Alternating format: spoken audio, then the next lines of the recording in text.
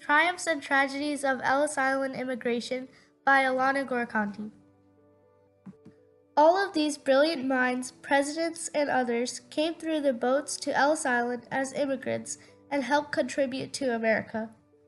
From 1892 to 1954, Ellis Island was the gateway for people to enter America and influence its culture and history.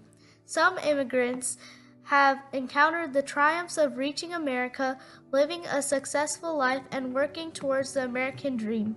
However, there were some who faced the tragedies of deportation, separation from their families, or bad living conditions.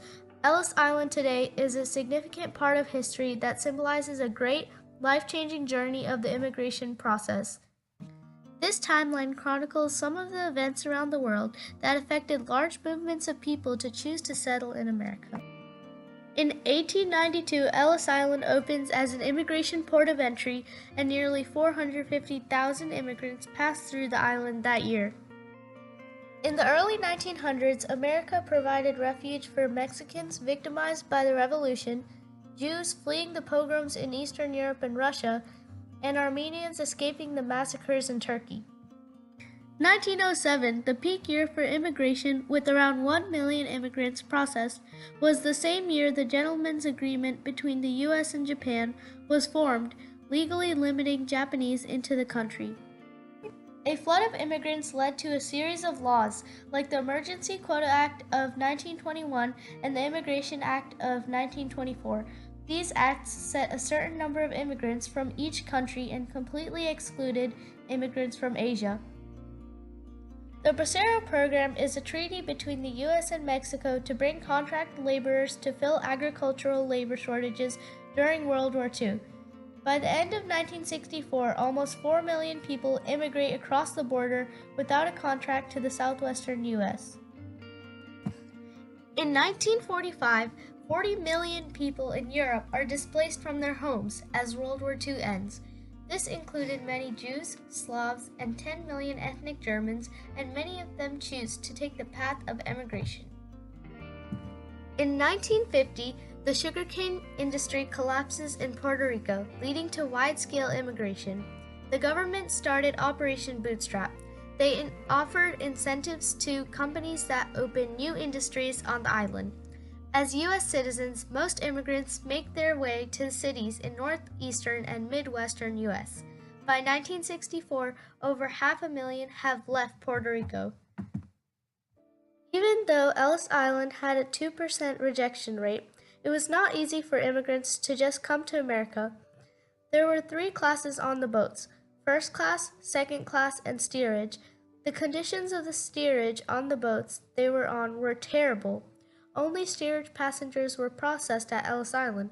First and second class passengers were quickly inspected on board the ship before being transferred to New York. The experience of immigrants on steerage was terrifying. Quoted from the What Was Ellis Island book, a Greek immigrant recalled his first shower on Ellis Island with delight. The hot water was washing away the sweat and dust and grime from the steerage. I washed away the old world. I washed away all the hatred and injustice and cruelty I had known. Time for inspection. Ships were inspected from 7 a.m. to 5 p.m. and had to stay overnight if they arrived after 5. The first and second class passengers were checked on board for possible contagious diseases like cholera, smallpox, plague, typhoid fever, and so on. However, the steerage had a long way to go. After the inspection of the first and second class, the ship headed a little farther north, and the immigrants saw America's iconic symbol of freedom, the Statue of Liberty. Once the ship docked in Manhattan, people came pouring out of them. The steerage had to go to the waiting area. This was where they first met the interpreter, who translated languages to help the immigrants to understand. Then they led them up a flight of stairs to the registry room. Even though they did not realize this at the time, the doctors were looking down below to see who was walking properly. They were specifically looking for signs of heavy breathing, indicating heart problems, limping, or mental conditions. After the doctors inspected them, they wrote the following letters in chalk, representing certain problems on about 2 out of every 10 people. These people were later pulled to the side for further examination, and most of them were sent back home. The next test was one that the immigrants hated the most, the button hook test. Button hooks were curved tools used for buttoning women's shoes back then, but the doctors at Ellis Island used these tools to flip their eyelids inside out. This seems crazy, but the doctors were actually looking for signs of trachoma, an eye disease that may lead to blindness and is highly contagious. Trachoma was the reason for more than half of the medical detentions. If you had this disease, you were immediately sent back home. Here's an audio clip from an interview with a primary source named Elda Delbina Willits, who talks about her experience with the button hook eye test when she was young.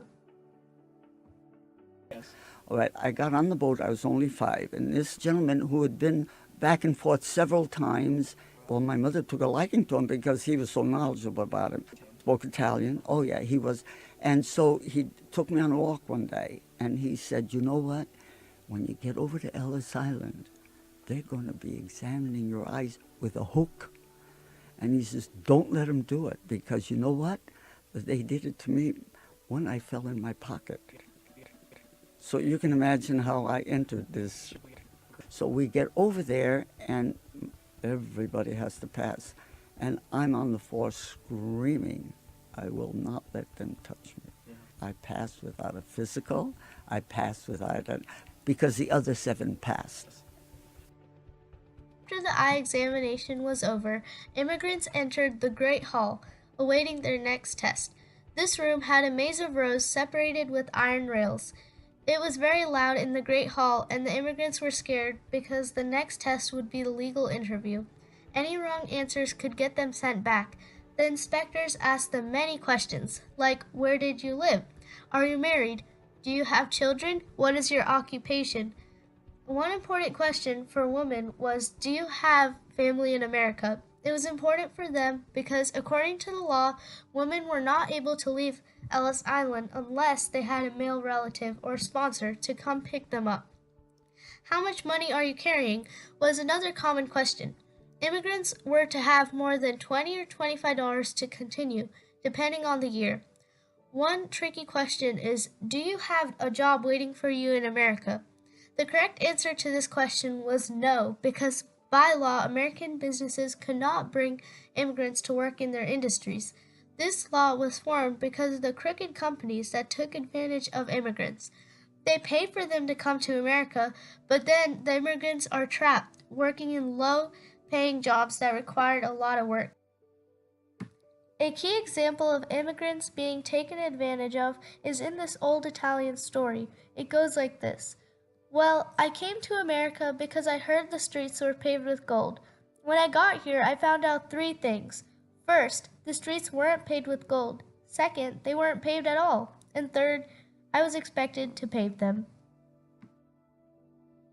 All of the tests and inspections were over, and the people who passed would be free to leave. These people spent 3 to 5 hours on average at Ellis Island. The last thing the immigrants had to do was to go down the staircase of separation. If you turned right, it would lead to the railroad ticket station, and it was mostly for people traveling west or south. If you turned left, it would lead to the ferry in Manhattan so that you could settle in New York City or travel north. And when you went straight ahead, it led to the detention room. This was the most tragic part of the journey. People would be separated from their families. This was the staircase that determined their path that they would take to start a new life in America. It was a terrible and heartbreaking experience to have to be split from your family. Children under the age of 12 had to have an adult accompany them if they are being deported. This was the overall process the immigrants went through to come to America. Over the past century, America is the land of opportunity and freedom for immigrants around the world. The diverse melting pot of culture can be found in America because of the immigrants. Looking at the journey that the immigrants went through, you can see that about 98% were triumphant enough to reach America, settle, and live the American dream. Even though around 2% of the immigrants faced tragedies, the ones that reached here contributed to build the foundations of America and happily settled for generations to come.